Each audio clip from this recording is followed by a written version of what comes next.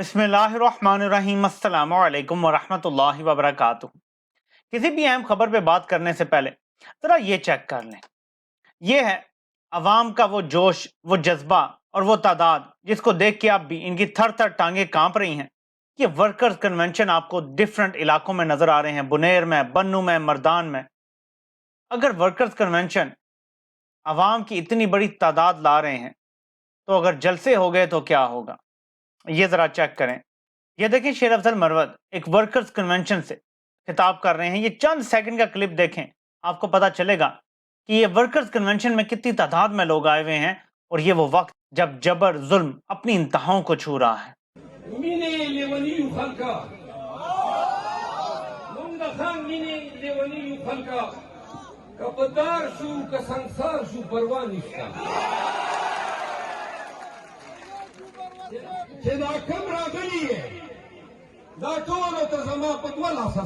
ये सिर्फ workers convention है, मैंने आपको पिछली भी वीडियो दिखाई है।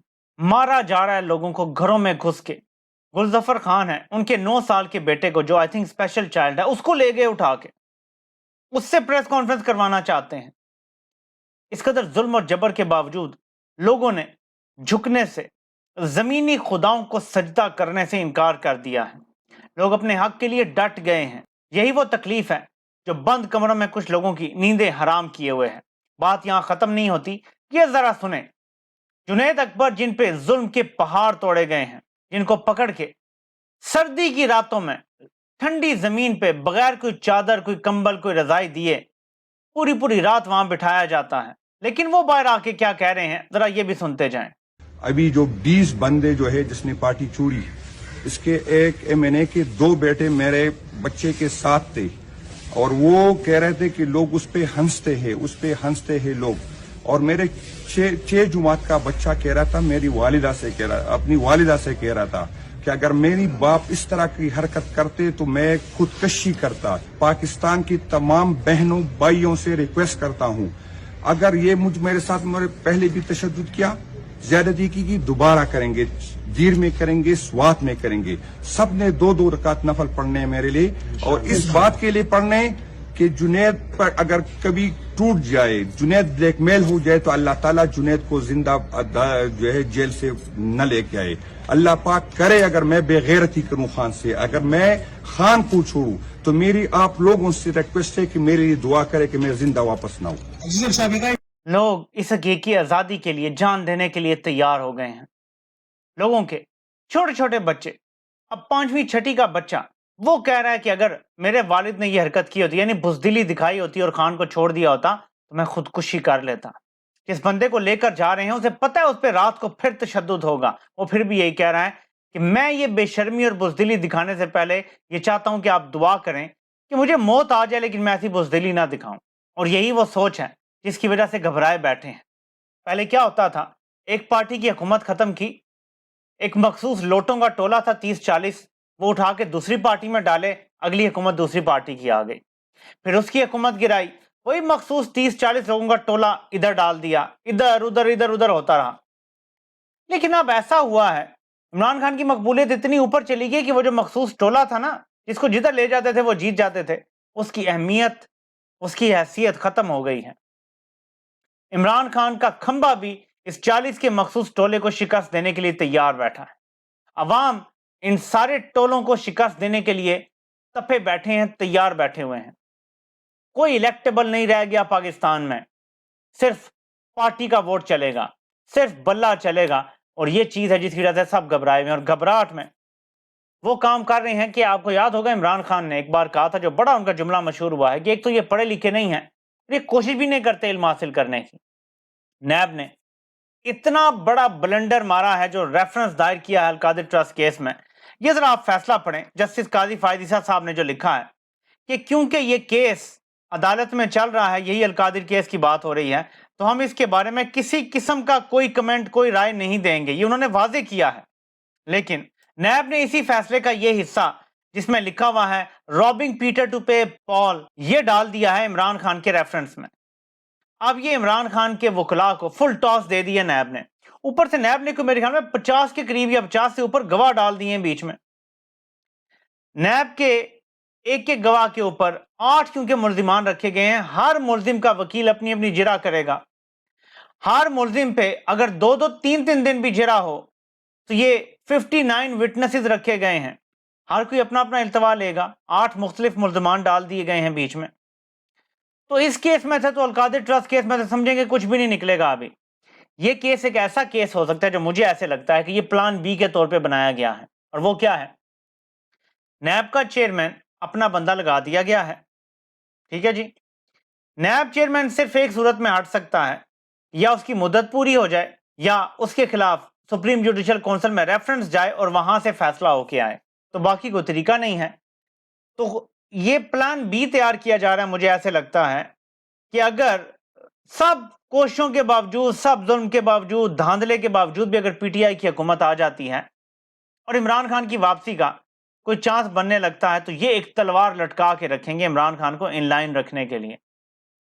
क्योंकि इस केस का फैसला मुझे कम से कम फरवरी में होता नजर नहीं आ रहा। अलकादिर ट्रस्ट केस का कम से कम मुझसे अगर आप पूछें तो मुझे नहीं लगता ये होगा। लेकिन इस केस का फैसला ये करवाने जा रहे हैं वो है साइफर का केस।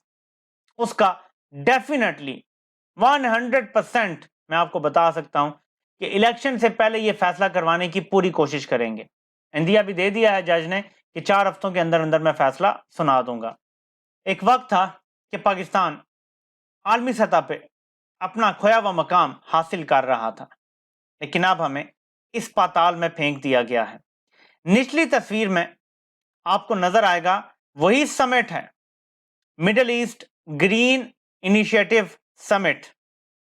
इमरान खान जब इस समिट में गए थे तो आप उन्हें देख सकते हैं, सबसे अगली रो में, सबसे अगली लाइन में इमरान खान खड़े हुए हैं। दुनिया के ताकतवर तरीन हुक्मरानों के साथ इमरान खान कंधे से कंधा मिला के खड़े हैं।